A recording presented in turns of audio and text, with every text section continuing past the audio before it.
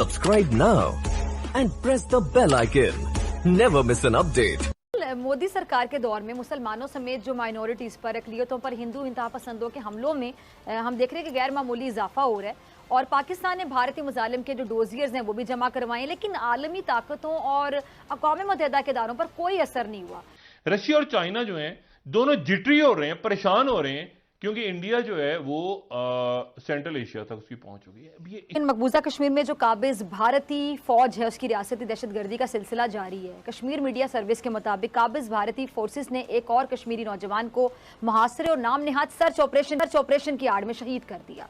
काबिज भारतीय फौज ने इलाके के दाखिली और खारिजी रास्ते बंद कर दिए और काबिज इंतजामिया ने इलाके में इंटरनेट, मोबाइल फोन जो सर्विसेज हैं उनको मुअत्तल कर दिया। Pakistan cannot take an inch of Jammu and Kashmir land आजाद। गुलाम नबी आजाद ने कल ये एक बयान दिया है कि पाकिस्तान एड़ी चोटी का जोर लगा ले फिर भी वो इंडियन ऑक्युपाइड कश्मीर का 1 इंच भी नहीं ले सकता। और सब्र करना वैसे कोई आसान काम भी नहीं होता और ना ही ये इंसान के अंदर पहले से मौजूद होता है। सब्र जो होता है ना वो वक्त के साथ साथ आता है। कैसे आता है? तल्ख तजर्बात से आता है, बुरे वक्त का सामना करते करते आता है। और अल्लाह पाक ने अपने बंदे से वादा किया है कि वो सब्र करने वाले के साथ है, लेकिन इसके लिए सब्र का पैमाना हाथ से छूटना नहीं चाहिए कि इंसान को हर हाल में सब्र का दामन थामे रखना चाहिए, क्योंकि यही चीज़ इंसान को अल्लाह के बहुत करीब कर देती है। मुसीबतें, परेशानियाँ, दुख ये अल्लाह अपने बंदों पर इसलिए भेजता है कि वो उनके दर्जात बुलंद करना चाहता है। और सब्र करने से इंसान, आप समझ लें कि ऐसे दर्जात पा जाता है जो बड़े बड़े इबादत गुजार भी नहीं पा सकते। अब ये तो एक फर्जी कहानी है। कश्मीर में जो काबिज भारतीय फौज है उसकी रियासती दहशतगर्दी का सिलसिला जारी है। कश्मीर मीडिया सर्विस के मुताबिक काबिज भारतीय फोर्सेस ने एक और कश्मीरी नौजवान को मुहासरे और नाम निहाद सर्च ऑपरेशन की आड़ में शहीद कर दिया।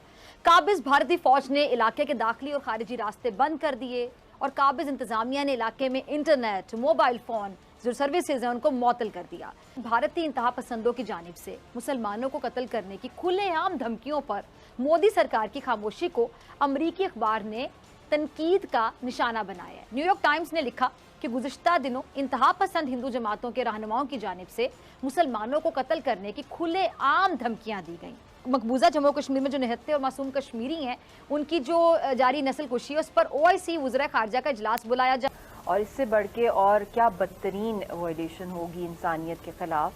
तो ये तो बहुत पहले हो जाना चाहिए था। तो इस दफ़ा भी जब ये हुआ है हंगामी इजलास जो यहाँ पाकिस्तान में हुआ, कश्मीरी जो है हमारे पास तो कोई सॉवरेनिटी अभी तक है नहीं, हम तो अंडर इंडियन ऑक्यूपेशन है, तो हमारी तो आवाज़ तक दुनिया तक नहीं पहुँच सकती।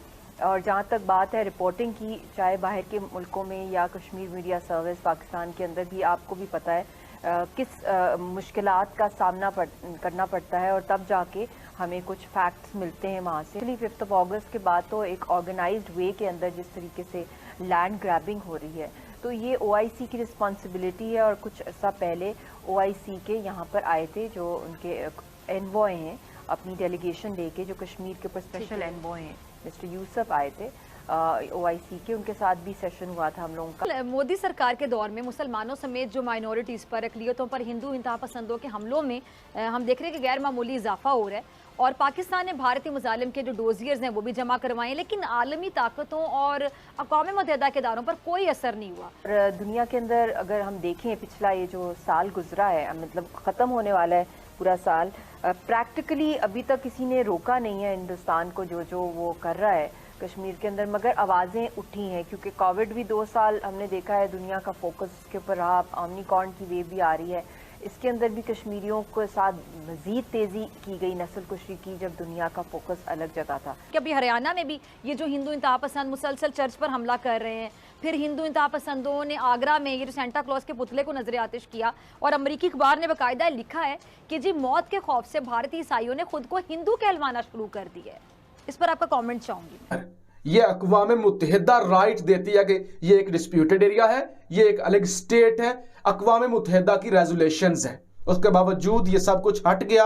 अक़वाम मुत्तहिदा ने क्या उखाड़ लिया, आलमी दुनिया ने क्या उखाड़ लिया। पहले फौज 9 लाख थी, अब मजीद फौजें वहां पे डिप्लॉय कर दी गई, किसी ने क्या कर लिया। अब सवाल ये पैदा होता है कि अब भी इतने बड़े ऐलान के बाद आपने यही कहना है कि अक़वाम मुत्तहिदा नोटिस ले या किसी दूसरी ताकत नोटिस ले, तो अब कोई दूसरी ताकत नोटिस नहीं लेने वाली। तो ये वहां पे हो रहा है, यानी इतना बड़ा वार आपको अंदाजा नहीं है कि कितना बड़ा वार किया गया है। यानी कश्मीरियों, अब तो कश्मीरी वहां पे ये भी नहीं कह सकते कि हम कश्मीर के मालिक हैं, हम कश्मीरी हैं। यानी जो एरा गैरा आए वहां पे रहना शुरू कर। मेरे ख्याल से अब बातों से आगे निकलने की जरूरत है, या फिर चुप कर जाना चाहिए कि आप जाने और आपका काम जाने। आजादी का जज्बा या आजादी पर मजबूर करना छोड़ देना चाहिए। जहां पे इंडिया और चाइना मौजूद हैं, ठीक है, एक है शंघाई कॉर्पोरेशन ऑर्गेनाइजेशन, दोनों की लड़ाई हो रही है, जंग है, लेकिन एससीओ में मौजूद हैं। ब्रिक्स क्या चीज है मुझे नहीं पता, लेकिन जो तीसरा है वो आरआईसी है, जो भी स्टार्ट हुआ है, जिसके पुतिन ने बात की और जिसके ऊपर वहां पर ये हुआ कि वो लेके जा रहे हैं मोदी को और ये सारा कर रहे हैं। अच्छा, रशिया और चाइना जो है वो दोनों झुक गए हैं इंडिया के सामने। और ये देखें संडे गार्डियन में क्या लिखा है, ये आप देखें कल का संडे गार्डियन, ये 17वीं स्लाइड। रशिया और चाइना जो है दोनों जिटरी हो रहे हैं, परेशान हो रहे हैं, क्योंकि इंडिया जो है वो सेंट्रल एशिया तक उसकी पहुंच हो गई है। अब ये साइड कौन सी लेनी है, क्योंकि अब वो किस्सा है कि अब खुल के बात करने का टाइम आ गया ना। अच्छा, आपने देखा होगा कि चाइना जरा थोड़े दिनों से, चाइना की तरफ से भी कोई स्टेटमेंट, इंडिया की तरफ से कोई स्टेटमेंट नहीं, लेकिन अगर ये जो स्टेटस को भी रहता है, चाइना वापस नहीं जाएगा। क्या इस मरहले पे इंडिया इस बात पे आमादा हो जाएगा? ये बड़े इंपॉर्टेंट है साथियों। एक तरफ जो इंडिया सेंट्रल एशियन कंट्रीज के साथ में जो अपने रिश्ते मजबूत कर रहा है, उसकी वजह से रशिया और चाइना दोनों को ही जो है वो तकलीफ हुई है। तकलीफ सीधी सी बात है, रशिया को तो इसीलिए हुई है क्योंकि कभी एक दौर था जब मॉस्को में बैठे बैठे इन सब देशों की सरकारें जो हैं आराम से चलती थी। वो सोवियत यूनियन का टाइम था तब, क्योंकि इन्हीं का, सोवियत यूनियन का ही हिस्सा थे, यूएसएसआर का ही ये सारे के सारे देश हिस्सा थे। लेकिन हम यहाँ पर अगर देखें तो जिस तरीके से ये OIC की मीटिंग हुई, इतने देश आए जिसमें ये 5 देश भी मेंबर थे, जिसमें से 3 की सरहद जो है, जो सीमाएं हैं वो लगती हैं अफ़गानिस्तान के साथ में। वो 5 कंट्रीज़ आए हिंदुस्तान और इनको ठेंगा दिखा दिया है, ना अफ़गानिस्तान को एक पैसा दिया।